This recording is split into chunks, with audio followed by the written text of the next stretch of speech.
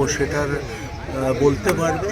So আমি আশা করব মোহনবাগানের যে নির্বাচন হবে সেখানে স্বতঃস্ফূর্তভাবে মোহনবাগান মেম্বাররা ভোট দিতে আসবে এবং যে রিনিউয়ালটাও আছে 29 তারিখ অবধি প্রচুর লোক যাতে রিনিউ করে সেটাও তাদের কর্তব্য এবং সেটা তাদের করা উচিত।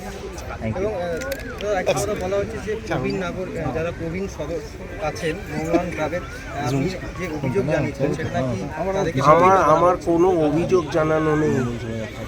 আর 3 বছর ছিলেন ওনারা, এতগুলো প্রোগ্রাম হয়েছে, সেদিন তো ওনাদের প্রবীণ সদস্যদের কথা মনে পড়েনি। আজকে ইলেকশন হয়েছে বলে প্রবীণ সদস্যদের কথা মনে পড়ছে।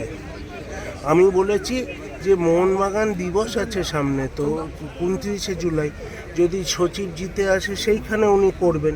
আমি কোনো খারাপ আমার উদ্দেশ্য না। তারা আমাদের প্রাণ, মোহনবাগানের যারা 50 বছরের মেম্বার, তাদের কেন আমি বঞ্চিত করব? কিন্তু আমার বক্তব্য হচ্ছে তারা যেন